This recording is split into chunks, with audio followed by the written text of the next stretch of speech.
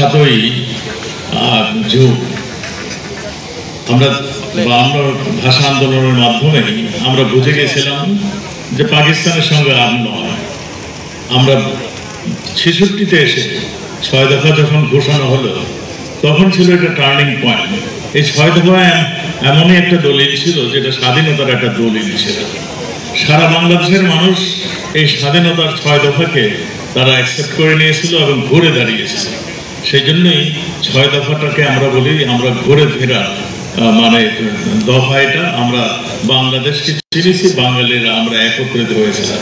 সেই ৬ দফাকে ধারণ করেই আজকে ম্যারাথনের দিনটি ধার্য করেছেন। সেই জন্য যারা উদ্যোক্তা তাদেরকে আবারও ধন্যবাদ জানাচ্ছি।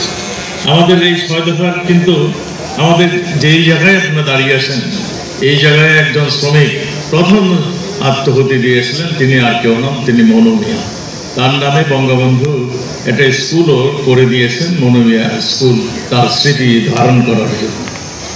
আমি আজকে আবারও ফিরে আসি পুলিশ। আজকে বঙ্গবন্ধুর ডাকে পুলিশ কিন্তু জনগণের পুলিশ হয়েছে। পুলিশ শুধু জঙ্গি দমন, সন্ত্রাস দমন, চরমপন্থীদের সারেন্ডারের মধ্যেই নয়, তারা জনগণের পুলিশ হয়েছে।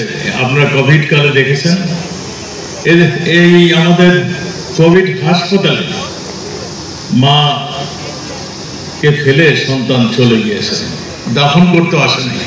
এই পুলিশ যে এদের দাফন কাফন করেছে, যেখানে মানে যা প্রয়োজন পুলিশ সেখানে জনগণের পাশে এসেছে। যেটা বঙ্গবন্ধুর স্বপ্ন ছিল, বঙ্গবন্ধুর আহ্বান ছিল। আজকে ম্যারাথনের মাধ্যমে পুলিশ দেখিয়ে দিলেন যে পুলিশ সবই পারে।